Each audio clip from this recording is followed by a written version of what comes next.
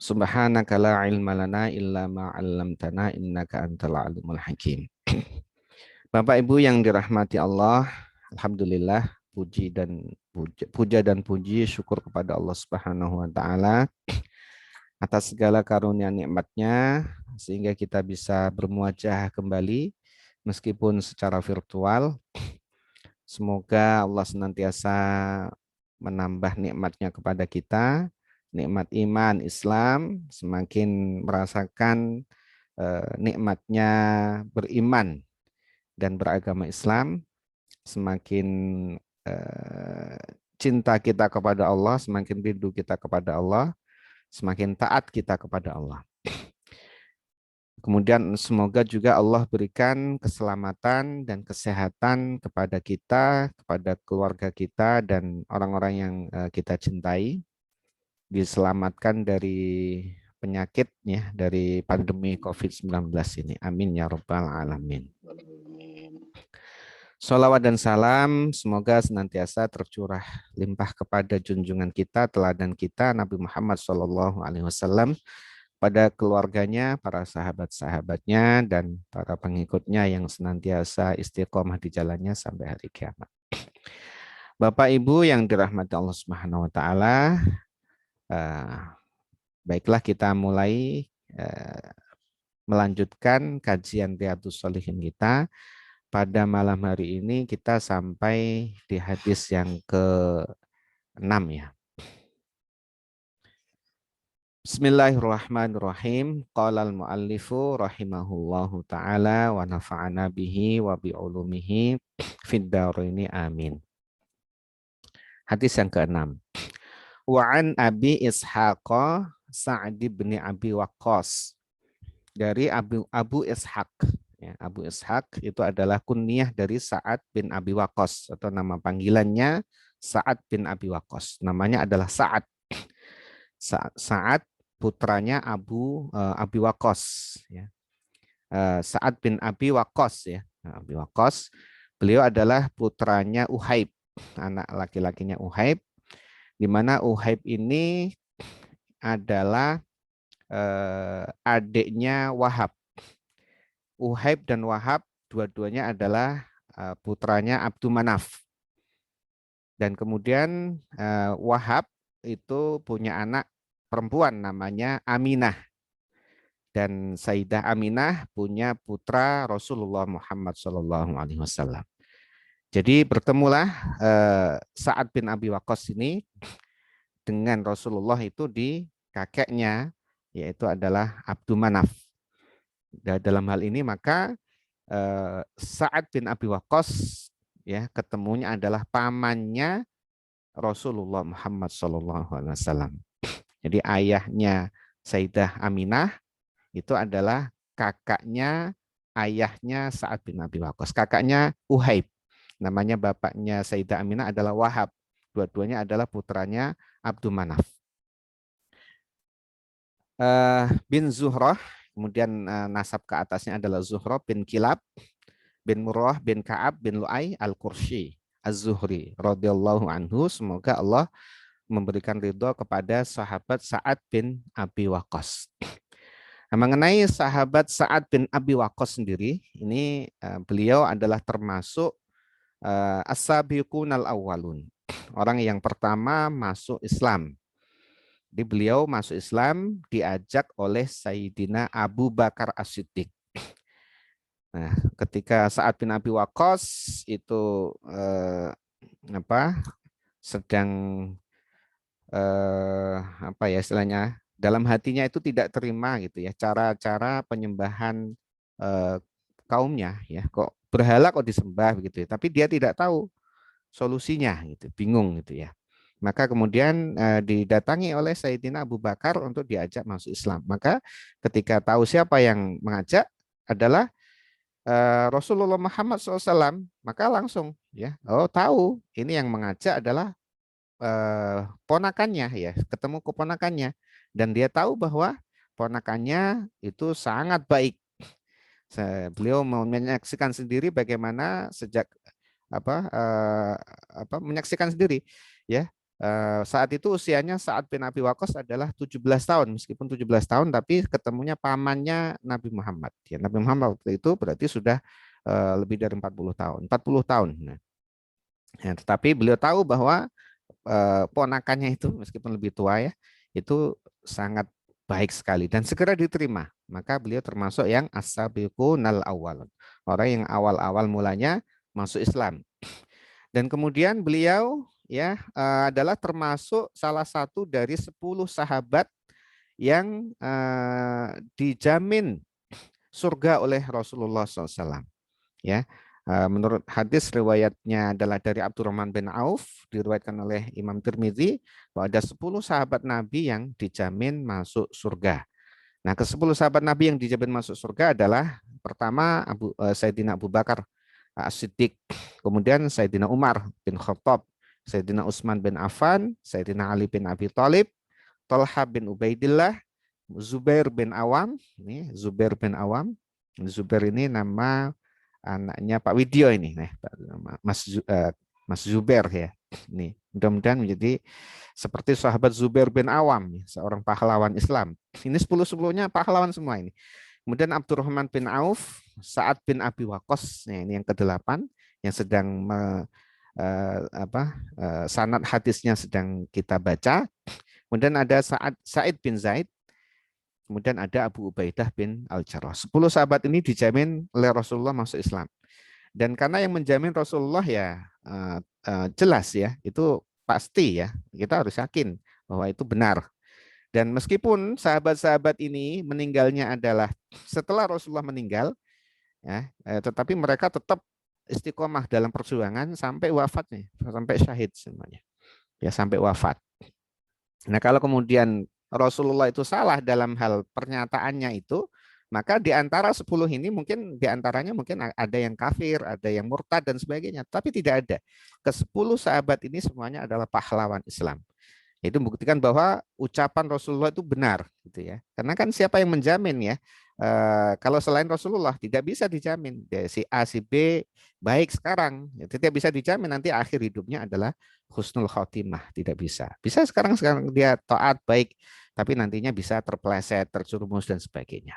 Atau yang sebaliknya yang sekarang seolah-olah bermaksiat, berkelima maksiat, nanti tiba-tiba dia bertaubat. Kita tidak tahu. Sehingga yang berhak menjamin ya Rasulullah, yang kita tidak bisa menjamin si A si B ini adalah ahli surga atau ahli neraka gitu. Tidak dalam hal itu. Tapi itu ya semua sahabat-sahabat Nabi yang dijamin masuk surga ini sampai akhir hayatnya itu tetap menjadi pahlawan Islam. Yang terutama yang kita bahas sekarang adalah Sa'ad bin Abi Waqqas. Sa'ad bin Abi Waqqas ini ya salah satu beliau mengikuti perang selama dengan Rasulullah, beliau ikut terus perang dari perang Badar, perang Uhud, ya, perang Khandaq, terus sampai Rasulullah wafat, beliau mengikuti terus. Ya, bahkan beliau dijuluki sebagai sahabat yang pandai memanah. Setiap panahannya itu pasti kena, gitu ya. Sa'ad bin Abi Waqqas ini. Nah, perang yang beliau menjadi komandan yang sangat spektakuler adalah saat beliau memimpin perang Qadisiyah. Pada zaman Khalifah Umar bin Khattab, ya, beliau diutus bersama 30.000 tentara kaum muslimin untuk menyerang, ya, ini dalam posisi ekspedisi menyerang Persia, ya, pusat kerajaan Persia waktu itu. Dan ketemulah di Qadisiyah, di daerah Qadisiyah di daerah Irak. Di sana bertemu kedua pasukan besar, pasukan kaum muslimin 30.000. Ya, menurut riwayat yang lain 30 sampai 40.000, tidak lebih dari itu, dipimpin oleh Sa'ad bin Abi Waqqas, bertemu dengan pasukan Persia, ya, mengerahkan seluruh pasukannya sekitar 130.000 sampai 200.000 pasukan, dipimpin oleh panglima perang utamanya yaitu adalah Rustum, panglima perang yang bengis, ya, dikenal bengis ya, tega sekali itu Rustum itu. Bertemulah kedua pasukan itu. Dan terjadi pertempuran dahsyat siang malam, ya, sampai hari keempat itu baru kaum muslimin memenangkan pertempuran.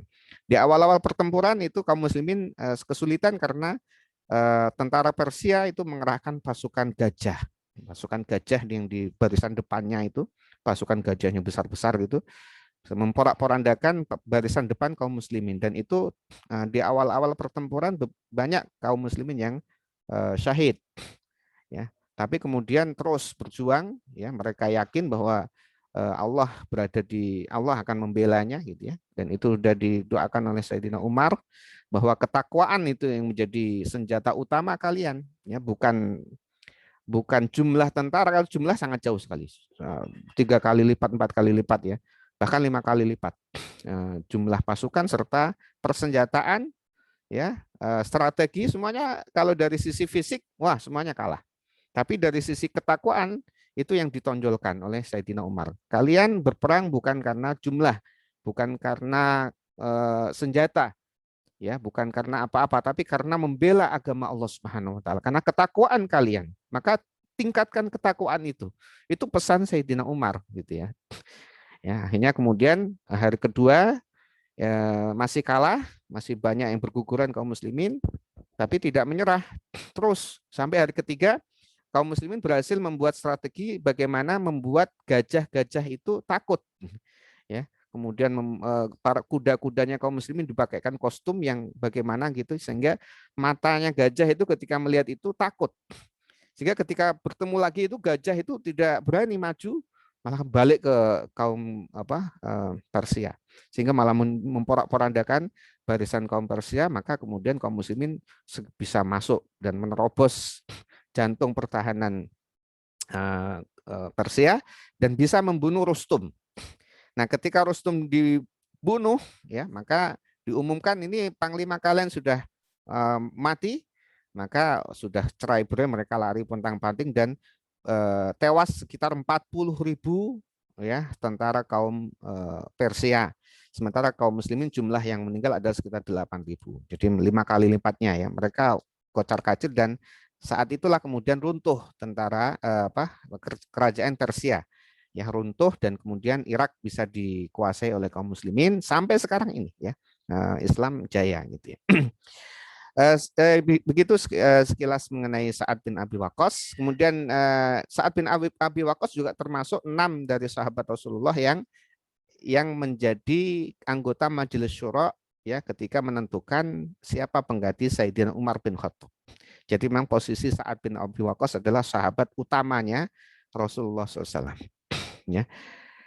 Kemudian Sa'ad bin Abi Waqqas itu meriwayatkan hadis, ya, sekitar 271 hadis diriwayatkan oleh Sa'ad bin Abi Waqqas. Salah satunya adalah ini.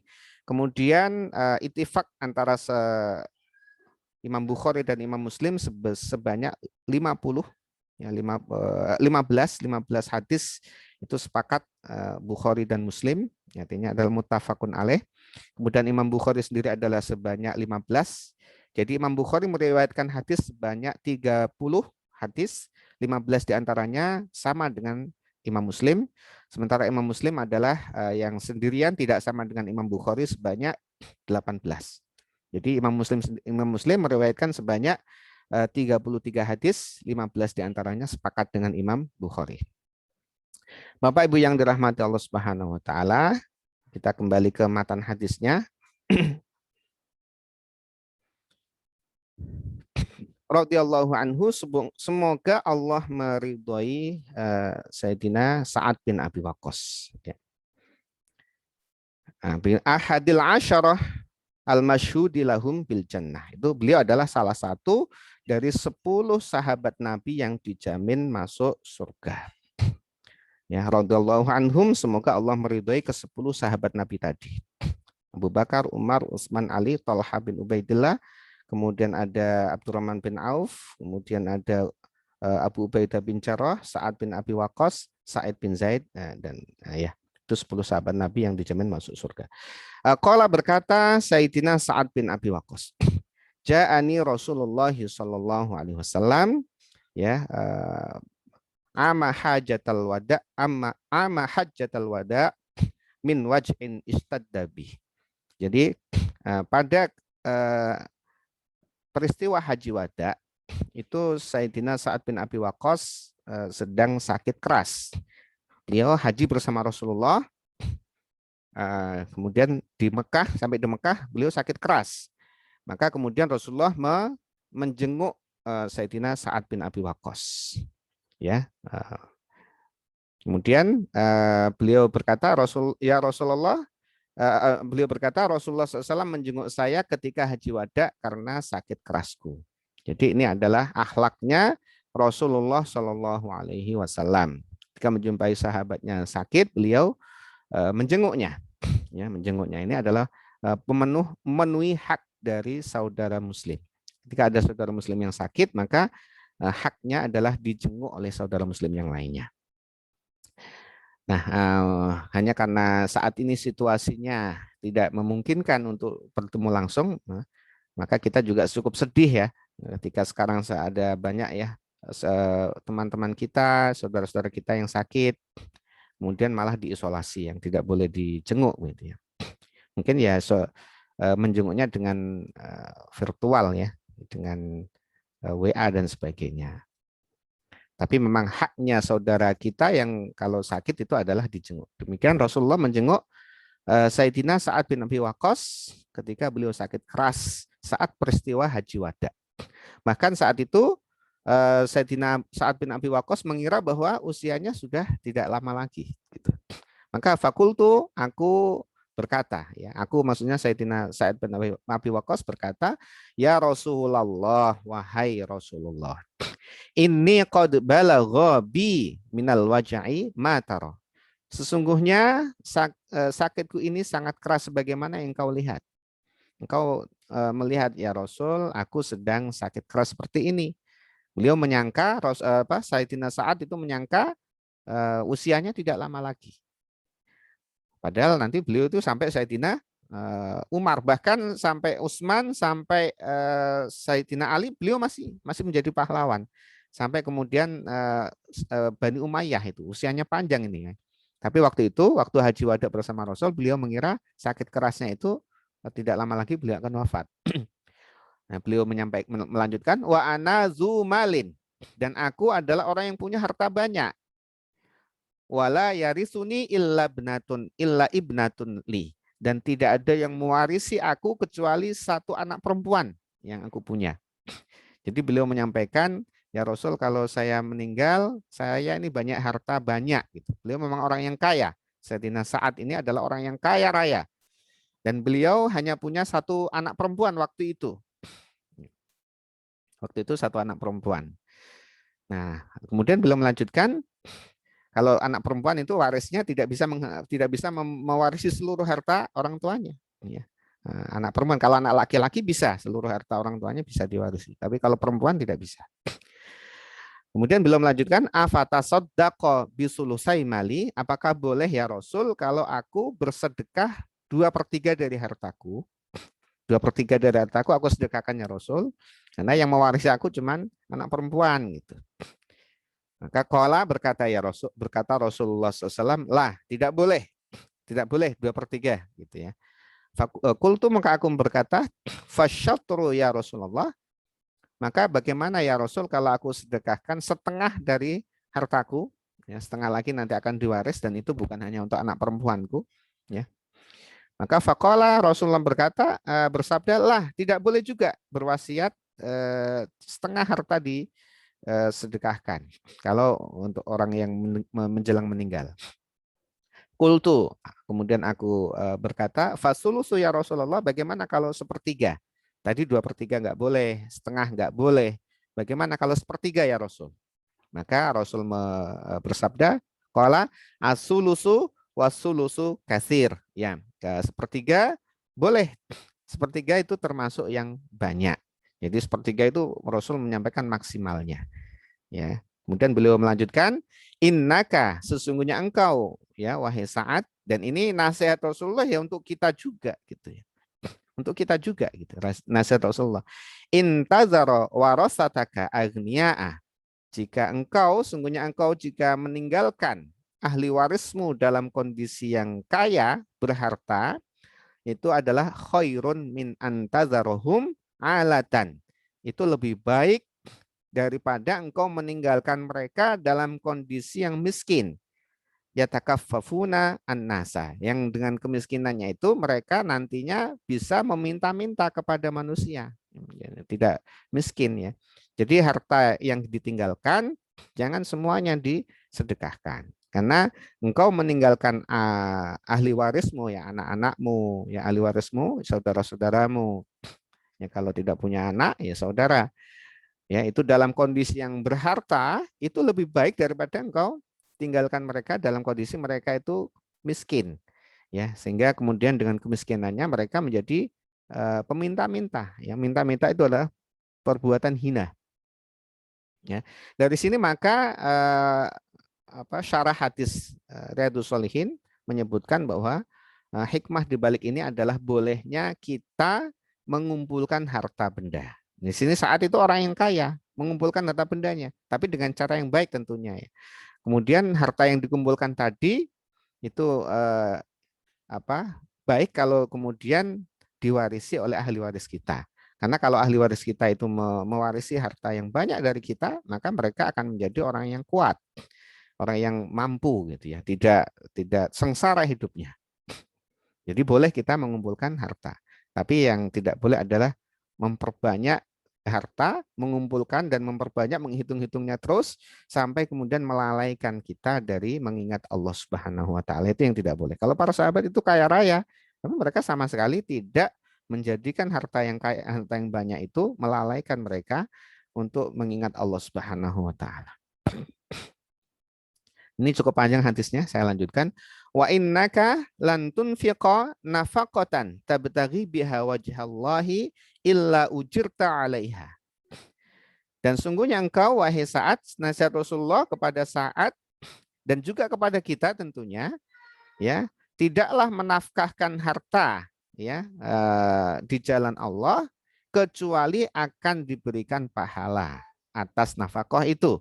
Jadi engkau kalau bernafkah ya akan diberikan pahala oleh Allah Subhanahu wa taala, dengan syarat adalah tabtaghi biha wajhallah. Dengan syarat adalah ikhlas karena Allah Subhanahu wa taala. Jadi ini masih ada kaitan dengan topik tentang ikhlas. Hatta ma taj'alu fi imra'atika. Ya, sampai termasuk apa yang engkau berikan kepada istri kamu, kepada, bahkan di sini adalah fi imra'atik, itu menyuapi istri. Jadi menyuapi istri itu bagian dari kebaikan ya. Kalau yang punya istri itu ya sekali-kali lah disuapi gitu ya. Itu adalah kebaikan, itu adalah kebaikan yang akan diberikan pahala oleh Allah Subhanahu wa taala. Jadi infak kepada keluarga kita itu adalah diberikan pahala oleh Allah Subhanahu wa taala. Dan itu lebih utama. Jadi berinfak kepada yang kerabat kita, yang orang yang dekat dengan kita itu selain mendapatkan pahala infak juga pahala silaturahim. Jadi mendahulukan kerabat yang punya hubungan darah dengan kita. Qala berkata kemudian saya berkata, fakultu, maka kemudian aku berkata, ya Rasulullah, ukhallafu ba'da ashabi, ya Rasulullah, engkau melihat aku sedang sakit keras seperti ini, apakah aku akan segera berpisah dengan sahabat-sahabatku? Ya, terbayang oleh Sayyidina Sa'ad bin Abi Waqqas, haji wada, nanti setelah pelaksanaan haji Rasul dan para sahabat akan balik ke Madinah ya. Kalau saat sakit seperti itu, nanti apakah sahabat-sahabatku akan meninggalkan aku? Artinya aku akan mati di sini begitu ya. Ini bolehnya seorang yang sakit itu menyampaikan kegalauannya atau permasalahannya kepada orang yang faham tentunya ya. Beliau menyampaikan kepada Rasulullah yang Rasul itu faham. Jadi boleh mengungkapkan rasa sakit misalnya kepada dokter, itu boleh. Jadi tidak diumpetin itu kalau kita punya sakit. Tapi tidak boleh mengungkapkan sakit itu kepada siapa saja. Siapa saja dikasih, aku nih sakit nih ya. Mengeluh begitu ya. Mengeluh tidak ridho dengan apa yang ada pada dirinya. Sakitnya diungkap-ungkap gitu. Tapi kalau mengungkapkannya kepada dokter atau kepada sahabatnya, inti memberikan solusinya bagaimana, itu boleh. Qala bersabda Rasulullah SAW, innaka lan tukhallafa. Sungguhnya engkau tidak akan berpisah dengan para sahabat. Ya, karena Rasul menyampaikan kau akan panjang usia kamu. Ya, usia kamu akan panjang, bahkan nanti akhir hayat dari Sayyidina Sa'ad bin Abi Waqqas itu tadi punya anak satu perempuan ketika Haji Wada. Ya, pada saat meninggal itu Sayyidina Sa'ad bin Abi Waqqas itu menurut syarah Riyadhus Shalihin karya Syekh Al Utsaimin menyebutkan putranya beliau akhirnya punya putra laki-laki dan perempuan. Putranya beliau itu sebanyak 17 laki-laki, 12 perempuan. Jadi 29.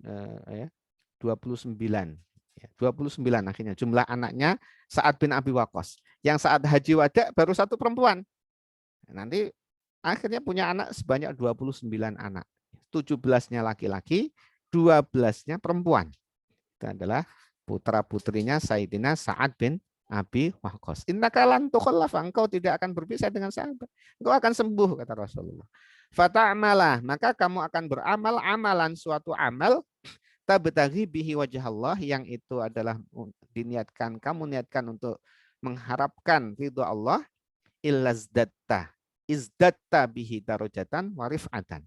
Ya, yang kemudian dengan amal itu akan menambah derajat dan keluhuranmu. Ya, derajat dan keluhuranmu. Wala'allaka an tukhallafa hatta yantafi'a bika aqwamun wa yudarru bika akharun. Dan nantinya kamu akan berpisah, artinya kamu akan meninggal ya setelah kaum-kaum itu merasakan manfaat kehadiran kamu, dan kaum lainnya akan merasa dirugikan oleh kamu. Maksudnya adalah Sayyidina Sa'ad bin Abi Waqqas akan menjadi kesatria kaum muslimin gitu nantinya. Kamu sembuh, nanti kamu jadi komandan perang, kamu akan, tapi gak disebutkan oleh Rasulullah kamu akan menjadi komandan perang Qadisiyah yang bisa menaklukkan Persia. Itu tidak disebutkan Rasulullah, enggak. Karena menaklukkan Persia itu masanya Sayyidina Umar bin Khattab, ya, perang Qadisiyah tadi.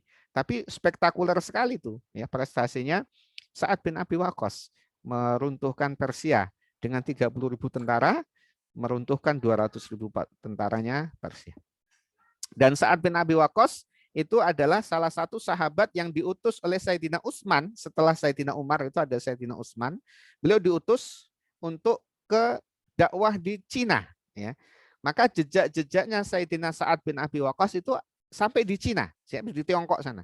Jadi kaum muslimin yang ada di Tiongkok di sana itu adalah atas jasanya Sayyidina Sa'ad bin Abi Waqqas. Ada masjid, ada apa-apa, itu dulunya ada Sa'ad bin Abi Waqqas pernah sampai ke Cina. Meskipun tidak dalam upaya misi perang, dalam misi damai, ya, misi dakwah, tapi jejak-jejak beliau sampai ke Cina. Ada riwayat yang mengatakan bahwa beliau dimakamkan di Cina, tapi kurang kuat. Beliau dimakamkan di Baqi, ya, di Madinah, ya, makam dari pahlawan kaum muslimin di sana. Ya, balik lagi ke Madinah. Ya, sampai ke Cina. Maka Rasul menyebutkan di sini, menyampaikan bahwa engkau, para kaum itu akan mendapatkan manfaat dari kamu. Yaitu ada siapa? Mereka adalah kaum muslimin, ya. Kemudian mereka yang diselamatkan kehidupan dunia akhiratnya, dibebaskan dari kezaliman Persia. Sementara kaum yang merasa dirugikan adalah yang Persia tadi, yang hancur lebur di sana, gitu ya, meruntuh Persia. Jadi ini bagian dari mukjizatnya Rasulullah SAW, ya. Apa yang beliau sampaikan itu adalah pasti akan terjadi, dan itu diyakini oleh saat Haji Wada. Oh, nanti saya akan kembali bersama Rasul dan para sahabat. Kemudian saat berdoa, selanjutnya saat berdoa, Allahumma amdil ashabi hijrotahum. Ya Allah, semoga sahabat-sahabatku bisa melanjutkan hijrah mereka. Ya, hijrah mereka. Ya, melanjutkan hijrah itu artinya apa? Ya, bisa melanjutkan perjuangan, ya, perjuangan, dan tidak balik ke Mekah. Karena kalau mati di Mekah itu itu adalah tidak termasuk hijrah, ya, begitu ya. Jadi para sahabat itu yang sudah hijrah ke Madinah itu tidak ada lagi yang tinggal di Mekah, ya. Yang ikut hijrah, maksudnya hijrah sebelum Fathul Makkah. Kalau setelah Fathul Makkah itu banyak yang tinggal di Makkah, ya banyak sahabat yang tinggal di Makkah, tapi mereka tidak ikut hijrah ke Madinah. Jadi sahabat yang ikut hijrah dulu, hijrah dari Makkah ke Madinah itu tidak kembali lagi ke Makkah. Nah, wala taruddahum ala aqabihim, dan janganlah engkau kembalikan mereka ke tempat yang mereka tinggalkan. Jadi jangan kembalikan ke Mekah lagi. Itu yang sahabat yang hijrah ke Madinah. Adapun yang tetap di Mekah ya setelah Fathul Makkah sangat banyak sekali. Di antaranya adalah Abu Sofyan, istrinya, dan banyak sekali ya, ribuan sahabat yang tinggal di Mekah tapi tidak ikut hijrah. Lakin al-ba'isu Sa'ad bin Khawlah. Tapi kasihan, salah satu sahabat Rasulullah yang bernama Sa'ad bin Khawlah itu ikut hijrah, ya, tetapi beliau wafat di Mekah. Ini beberapa riwayat menyebutkan beliau ke Mekah, ya, tidak sengaja ke Mekah, kemudian di sana sakit dan wafat. Ada yang menyebutkan bahwa beliau memang sengaja ke Mekah dan kemudian memang tinggal di Mekah dan wafat di sana. Dan salah satu beliau yang ikut hijrah bersama Rasul. Maka yarsilahu Rasulullah SAW, yang selalu disayangkan oleh Rasulullah. Rasulullah menyayangkan itu, ya, menyayangkan ya, si Sa'ad bin Khawlah kenapa kok balik ke Mekah sehingga dia wafat di sana. Ya, an mata bi Makkah, yang karena Khawlah Sa'ad bin Khawlah itu adalah wafatnya di Mekah. Ya, nah, beliau ikut hijrah tapi kembali ke Mekah, ya, wafat di Mekah. Muttafaqun alaih, hadis ini adalah riwayat Imam Bukhari dan Imam Muslim. Bapak Ibu yang dirahmati Allah Subhanahu wa taala, pelajaran dari hadis yang tadi barusan kita baca adalah ada beberapa. Yang pertama, bahwa kita boleh mengeluhkan sakit yang diderita jika ada alasan yang dibenarkan. Sebenarnya bagaimana Sa'ad bin Abi Waqqas menyampaikan keluhannya kepada Rasulullah, ya Rasul, aku sedang sakit keras. Ya, beliau kemudian meminta saran mengenai harta yang beliau akan akan sedekahkan. Bagaimana kalau 2/3? Tidak boleh. Bagaimana kalau setengah? Tidak boleh. Bagaimana kalau 1/3? Itu memang para sahabat itu begitu ya, berinfaknya ya. Nah, kalau ini juga memberikan pelajaran bahwa orang yang sakit dan sakitnya itu sakit keras, artinya adalah akan menjelang mati, maka wasiatnya tidak boleh melebihi dari 1/3. Tidak boleh melebihi dari 1/3, kecuali seluruh ahli warisnya itu sepakat boleh. Ya, tapi kalau ada yang tidak boleh, maka tidak boleh dia melebihi dari 1/3, karena 1/3 itu sudah banyak. Kalau disedekahkan semua habis, nanti ahli warisnya tidak ada ditinggali apa-apa, akhirnya miskin misalnya atau kekurangan, kan tidak baik, dampaknya tidak baik. Yang kedua, kemudian yang pertama seperti pengobatan dan minta didoakan oleh orang yang soleh. Kemudian yang kedua, bolehnya mengumpulkan harta dari sumber yang halal selama kewajiban harta tersebut ditunaikan. Selama dia sedekah, selama zakat ditunaikan, selama dilakukan dengan cara-cara yang baik, itu boleh dikumpulkan harta. Sampai banyak pun boleh, tapi dengan cara yang baik. Dengan sampai yang banyak pun boleh. Sampai kaya raya itu pun boleh. Sehingga ketika kita nanti wafat, itu akan diwaris oleh ahli waris kita akan menjadi orang yang kuat secara materi. Kemudian yang ketiga, orang yang sakit menjelang wafat itu tidak diperbolehkan mensedekahkan atau mewasiatkan hartanya lebih dari 1/3, ya, kecuali mendapat izin dari ahli warisnya. Sepakat ahli warisnya, kan banyak ahli warisnya, jadi hanya anak. Misalnya dia punya pasangannya adalah ahli warisnya. Dia punya orang tuanya juga ahli warisnya. Kalau tidak punya anak, maka dia punya saudara. Kemudian amal seseorang muslim akan mendapatkan pahala sesuai dengan niatnya tadi. Nah, kalau niatnya adalah ikhlas karena Allah, maka sedekahnya akan mendapatkan pahala. Sampai kemudian dia memberikan suapan kepada istrinya, atau kemudian harta yang dinafkahkan kepada keluarganya juga akan mendapatkan pahala dari Allah Subhanahu wa taala. Ya. Demikian Bapak Ibu sekalian yang dirahmati Allah Subhanahu wa taala, pembacaan untuk hadis yang ke-6 ini, hadis dari Sa'ad bin Abi Waqqas yang diriwayatkan oleh Imam Bukhari dan Imam Muslim. Wallahu a'lam bishawab. Al-Fatihah. A'udzubillahi minasyaitonir rajim. Bismillahirrahmanirrahim. Alhamdulillahirabbil alamin arrahmanirrahim maliki yaumiddin. Iyyaka na'budu wa iyyaka nasta'in ihdinas siratal mustaqim siratal ladzina an'amta 'alaihim ghairil maghdubi 'alaihim waladdallin. Amin. Baik, kita tutup dengan doa kafaratul majlis. Bismillahirrahmanirrahim. Subhanakallahumma wa bihamdika asyhadu an la ilaha illa anta astaghfiruka wa atubu ilaik. Demikian kurang lebihnya saya mohon maaf yang sebesar-besarnya. Terima kasih atas perhatiannya. Wallahu muwaffiq ila aqwamit thoriq. Wassalamualaikum warahmatullahi wabarakatuh. Waalaikumsalam warahmatullahi wabarakatuh. Terima kasih Bapak semuanya. Oke, Pak Ihsan, Pak Edi, Pak Adi, Pak Hermanto, semuanya terima kasih. Pak Awal, Pak Habib, Pak Ustadz, Pak Agung, ya terima kasih. Mas Hadi, terima kasih semuanya. Pak Jezi. Izin menutup, ya sama-sama Pak Widyo. Izin menutup Zoom ya Bapak Ibu sekalian ya. ya, makasih. Assalamualaikum. Waalaikumsalam warahmatullahi wabarakatuh.